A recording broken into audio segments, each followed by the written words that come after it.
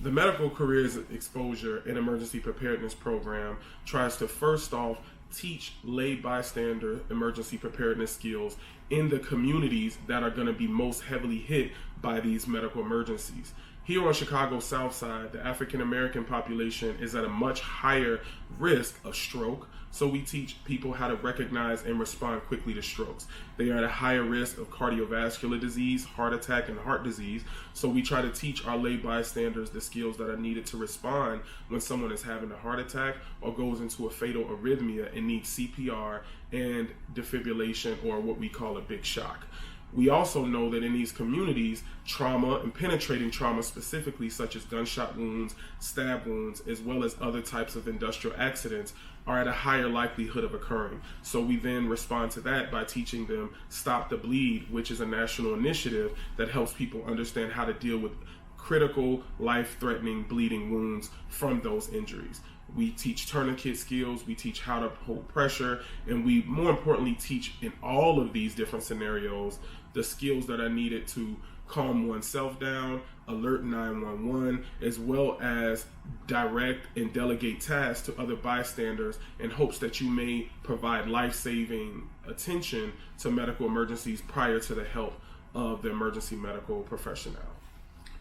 The Medical Careers Exposure and Emergency Preparedness programs start off by first identifying high schools in underserved communities, especially those here on Chicago's South and West Sides. Once we're able to establish a connection with the high school, we offer them the skills and didactic sessions, not only for students, but also for the teachers who are going to be relied upon heavily in medical emergencies to deal with the emergencies of students or staff. We teach them stroke recognition, we teach them CPR, hands only, and how to use an AED, and we also teach them Stop the Bleed, how to deal with gunshot wounds, stab wounds, or other life-threatening bleeding accidents. Once taught to both the students and the faculty, we then leave each school with a starter trauma kit that contains the types of gauze that can help stop bleeding, contains tourniquets that could help also stop bleeding, as well as contains shears that would help in any type of medical emergency. Through this, the schools can then build out these medical kits, and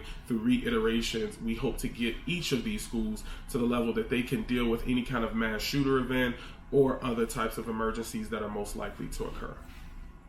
The Medical Careers Exposure and Emergency Preparedness Program is a program that tries to accomplish two main goals. The first of which is to really try to expose young African American and Latino students from underserved communities to careers in healthcare. We do that through having panels that are composed of young